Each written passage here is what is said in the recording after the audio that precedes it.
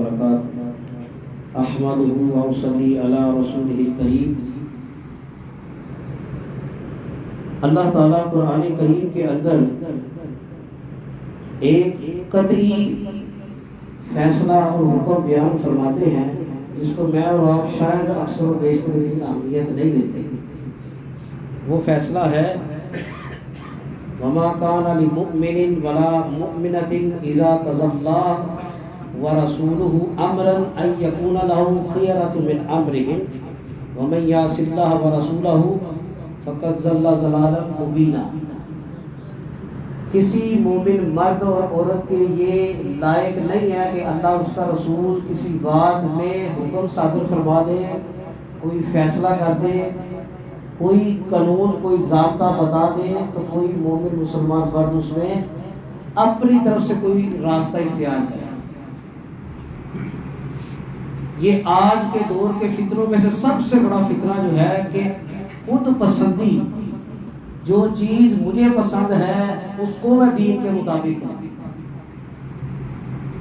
اس کے لیے دین کی اساس اور بنیاد جو اعمال ہے ان کو بھی نہیں چھوڑا جاتا۔ لیلۃ القدر کی راتیں ہوں، رمضان کے روزے ہوں، یا دنیاوی معاملات میں معاشرتی معاملات میں کوئی عمل ہے یا کوئی خیر کا عمل ہے، اس میں انسان ایک مسلمان جب اپنی مرضی کرتا ہے نا تو وہ اپنے آپ کو اس اتھارٹی کے مقابل لے آتا ہے جو اس اتھارٹی کا نام اطیع اللہ و اطیع رسول، کہ جہاں پر ہم نے اللہ اور اس کے رسول کی اطاعت کرنی تھی نا اس کے مقابلے میں ہم نے کیا کیا، اپنے نفس کو اپنی خواہش کو لیا۔ اور یہ اتنا سخت کام ہے کہ اللہ اسی آیت کے آخر میں فرماتے ہیں وَمَن يَعْصِ اللَّهَ وَرَسُولَهُ فَقَدْ ضَلَّ ضَلَالًا مُبِينًا۔ جو اللہ اور اس کے رسول کی نافرمانی کرے گا، اس نافرمانی کو اللہ نے کیا کہا، معصیت کہا، گناہ کا ایک نام ہے۔ ایسی نافرمانی میں صرف نافرمانی نہیں ہے بلکہ گناہ بھی ہے، اور یہ گناہ کرنے والا اپنا ٹھکانہ جہنم میں لے جائے گا۔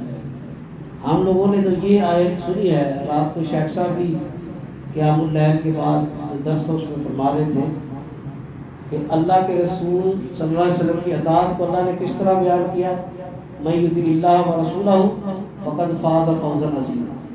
جس کے نامہ اعمال میں یہ لکھ دیا گیا نا کہ یہ اللہ اور اس کے رسول کی اطاعت کرنے والا ہے، اس کا سرٹیفکیٹ جاری ہو گیا کہ وہ کامیابی کو پا گیا۔ لیکن اس کے برعکس یہ دوسری آیت ہے، اکثر ہمارے نمازی گلا کرتے ہیں آپ تصویر کا ایک رخ بیان کرتے ہیں، اور کبھی کبھار ایک رخ بیان کرنا بھی حکمت ہوتی ہے اور کبھی کبھار دونوں رخ بیان کیے جانے چاہیے۔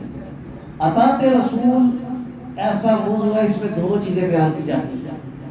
جہاں پر اطاعت رسول میں کامیابی ہے، جنت کا حصول ہے، جہنم سے آزادی ہے، اس کے برعکس نافرمانی کرنے پر جہنم کی وعید ہے۔ نبی رحمت صلی اللہ علیہ وسلم نے فرمایا میری تمام کی تمام امت جنت میں جائے گی، کل امتی یدخلون الجنہ الا من ابا، مگر وہ جو انکار کر دے۔ قیل من یابا، اللہ کے رسول ہمیں بتائیے انکار کون کرے گا۔ اب صحابہ کی نظر میں یہ تھا کہ وہ بدبخت ہے، وہ ناہنجار ہے، بدقسمت ہے، برا مسلمان ہے جو اللہ کے رسول کی اطاعت نہیں کرتا، جو اپنے آپ کو جنتی نہیں بناتا۔ اللہ کے رسول صلی اللہ علیہ وسلم نے فرمایا من اطاعنی داخل الجنہ ومن عصانی فقد ابا۔ جنت میں جانے کا معیار اللہ کے رسول کی اطاعت ہے، اور جو نہیں کرتا اس کا ٹھکانہ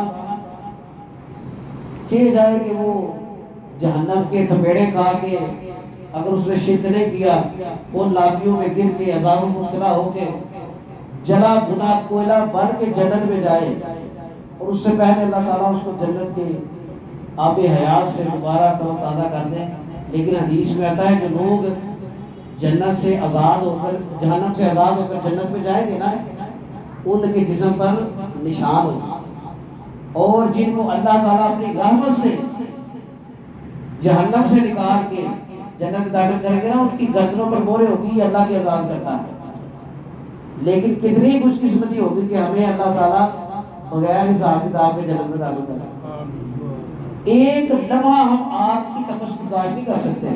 یہ دنیا کی آگ ہے، آخرت کی آگ 70 گنا سے زیادہ گرم ہے، اور ایسی جلسانے والی ہے کہ جو انسانوں کو اور پتھروں کو بھی جلسا دے گا. آپ نے کبھی کسی آگ کو دیکھا ہے کہ اس نے پتھر کو جلسایا ہو؟ پتھر گرم ہو جاتا ہے لیکن کوئلہ نہیں بنتا. جہنم کی آگ پتھروں کو بھی جھنگا دے گا.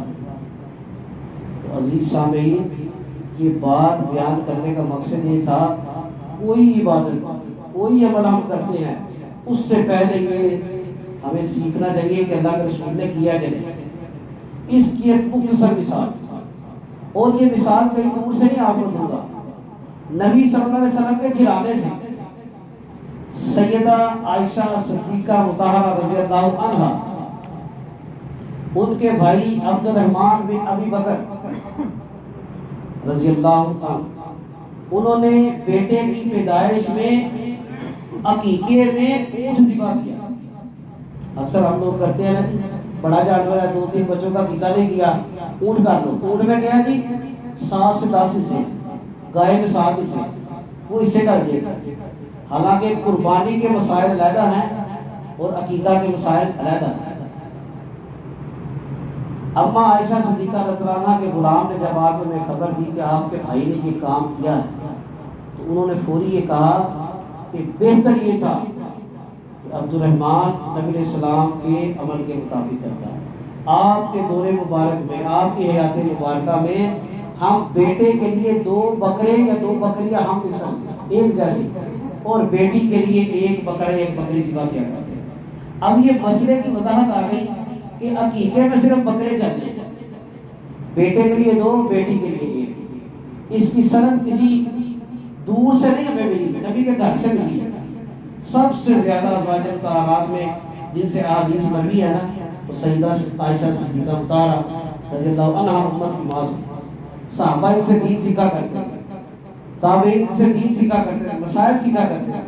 فقیہہ، محدثہ، عالمہ، امت کی مہربان، انہوں نے یہ مسئلہ بیان کیا. دوسرا فرمایا کہ جو بندہ بھی اللہ کے نبی کے علاوہ عمل کرے گا اس کا عمل قبول نہیں ہے، وہ صحابی ہی کیوں نہ ہو. عبد الرحمن بن ابی بکر کوئی تابعی نہیں ہے، اس بات کو ذہن نشین رکھیے گا. وہ تابعی نہیں ہے، صحابی. ان کا یہ عمل، ان کا اپنا قیاس کہ میں بڑا جانور کر لوں، اچھی نیت تھی، نیک نیتی تھی کہ اللہ کے راستے میں اونٹ مہنگا جانور ہے، بڑا جانور ہے، زیادہ گوشت تقسیم ہوگا، زیادہ صدقہ ہوگا. لیکن جو کام اللہ اس کے رسول نے نہیں کیا، حکم نہیں دیا، جتنا مرضی خوبصورت ہے، اس کا حال کیا ہوگا؟ وَمَن يَعْصِ اللَّهَ وَرَسُولَهُ فَقَدْ ضَلَّ ضَلَالًا مُبِينًا. اس لیے یہ رمضان کے آخری عشرے کو ضائع نہ کیجیے. عبادتیں کریں، اذکار کریں، نوافل پڑھیں، لیکن اللہ کے نبی کی سنت کو بھی جانیں.